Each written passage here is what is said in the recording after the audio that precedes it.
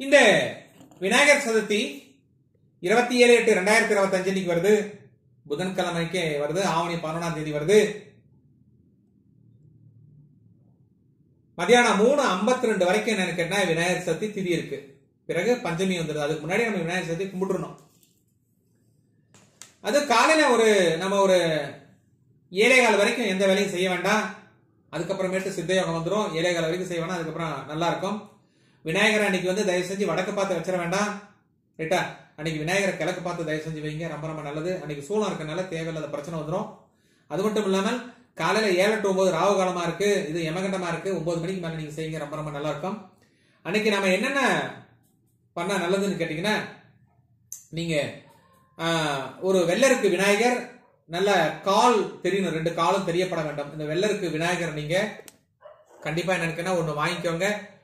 வாங்கிதுங்க. இந்த வெள்ளருக்கு விநாயகர் வேணும் அப்படின்னா நீங்க மகேஸ்வர ஷாப்பிங்ல கண்டிப்பா கிடைக்கும். இந்த வெள்ளருக்கு விநாயகருக்கு நினைக்கிறேன் நீங்க ஒரு பாலாபிஷேகம், தயிர் அபிஷேகம், தேனு, ஓகே, அதுக்கப்புறம் சந்தனம், மஞ்சள், உங்ககிட்ட என்னென்ன இருக்கோ கொஞ்சம் கொஞ்சம் ஊத்திட்டு தொடச்சிட்டு அதுக்குண்டான சின்ன ஒரு துணியை போட்டுருங்க. போட்டுட்டு என்ன ஆட்டோமேட்டிக்கா ஒரு புஷ்படுத்து மல்லிப்பூ இந்த மாதிரி வச்சிருங்க. மல்லிப்பூ இல்லை என்றால் என்னன்னு கேட்டீங்கன்னா இவருக்கு என்னது இந்த மாதிரி மாலை எது பஞ்சில செஞ்ச ஒரு மாலையை நீங்க போடலாம். தவறு எதுவும் கிடையாது. இன்னொரு பவித்திர மாலை என்னன்னு கேட்டீங்கன்னா ஆட்டோமேட்டிக்கா நீங்க வேற வெளிநாட்டுல இருக்கவங்களுக்கு எல்லாம் பவித்திர மாலை கிடைக்காது. இந்த மாதிரி 42 முடிச்சிருக்கணும். ரெட்டப்படையில தான் வரணும். 2 4 6 8 10 வரக்கூடாது, 20 வரக்கூடாது, 30 வரக்கூடாது, 40 வரக்கூடாது, 50 வரக்கூடாது. ரெட்டப்படையில இருக்கணும். அது மாதிரி ஒரு பவித்திர மாலையை போட்டுட்டு நீங்க 2 வெத்தலை, ஆண் வெத்தலை, பெண் வெத்தலை.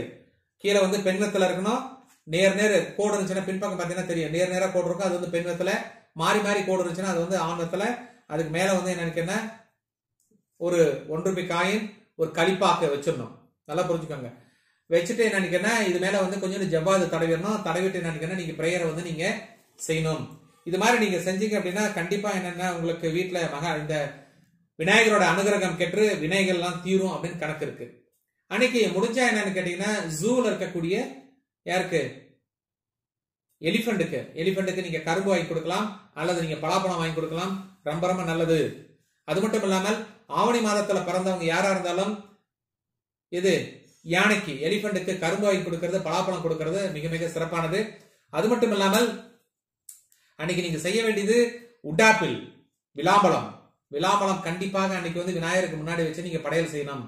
படையல் செஞ்சு முடிஞ்சிட்டு என்னன்னு கேட்டீங்கன்னா அந்த இத ஒரு சிகப்பு நிற துணியில் என்னது அந்த விளாம்பழத்தை படைச்சதை வச்சு நல்லா நீட்டா கட்டிட்டு வீட்டு வாயில் முன்பாக அந்த விளாம்பழத்தோட மேல் பக்கம் மேல இருக்கணும், கீழ்பக்கம் கீழே இருக்கணும் வச்சு கட்டி தொங்க விடணும்.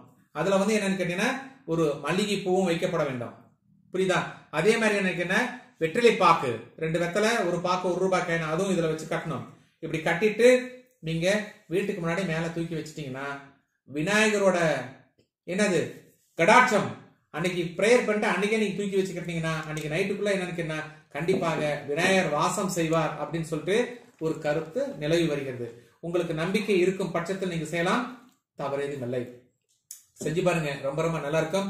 சோ அதனால எங்களோட ப்ரோக்ராம் உங்களுக்கு நல்லா தெரியணும் அப்படின்னா நீங்க வாட்ஸ்அப் குரூப்ல ஜாயின் ஆகிக்கலாம். அது மட்டும் இல்லாமல் நீங்க எங்களோட இதுல போயிட்டு என்னன்னு கேட்டீங்கன்னா கமெண்ட் பாக்ஸ்ல லிங்க் அப்படின்னு சொல்லி சொன்னால் கண்டிப்பாக அந்த லிங்க் கொடுப்பாங்க. 2வது ஸ்லோகன் போட்டிருந்தீங்கன்னா ஸ்லோகன் வரும்.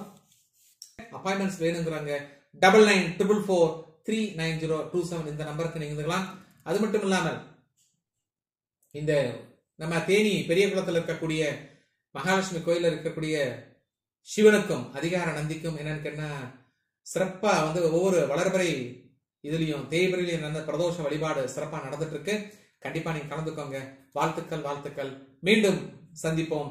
அன்புடன் டாக்டர் AS மகாஸ்ராஜன் மாவர் சிவ.